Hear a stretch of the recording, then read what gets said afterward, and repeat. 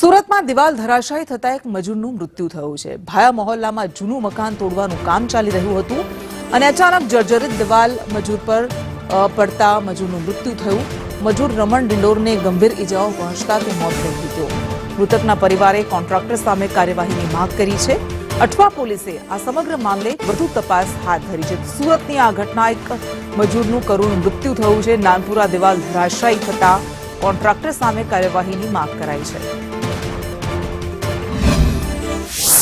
એમને જાણવા મળ્યું હતું કે ભાઈ તમે કઈ રીતે કામ કરતા, ત્યારે એમને કીધું કે અમે 4 ભાઈઓ કામ કરતા હતા અને જે ડિમોલેશનનું જે 4 માળની એપાર્ટમેન્ટનું કામ કરતા હતા તે મેં એમને પૂછ્યું ત્યારે એમને કીધું કે વગર સેફટી અમને કામ કરાવતા હતા। મતલબ કે સુરત સિટીમાં કોઈ પણ ઘટના ઘટે છે ગમે ત્યાં વગર સેફટી આ બિલ્ડરોને મજદૂરોને કામ કરાવી રહ્યા છે। આમાં પણ એક દિવાલ મોટી ધરાશાયી થઈ છે, મજદૂર ઉપર પડી છે અને મજદૂરનો અમારા જે ભાઈ છે તેનું ડેથ થયું છે। તો આમાં કોન્ટ્રાક્ટરોની પૂરેપૂરી બેદરકારી છે અને જે પણ મકાઈપુર વિસ્તારના આજુબાજુ બનાવ બન્યો છે તો જે પણ પોલીસ સ્ટેશન લાગતું એ પોલીસ સ્ટેશનના વિસ્તારના અમારે એ જ કહેવું છે કે ભાઈ જે પણ પોલીસના હાથમાં બનાવ બન્યો છે એ પોલીસ સ્ટેશનના કોન્ટ્રાક્ટર વિરુદ્ધ જે સદ્દામભાઈ કરીને છે અને રાજદીપભાઈ કરીને જે કોન્ટ્રાક્ટર છે એમના વિરુદ્ધ બેદરકારીનો ગુનો દાખલ કરે, એ જ અમારા સમાજની આખી માંગ।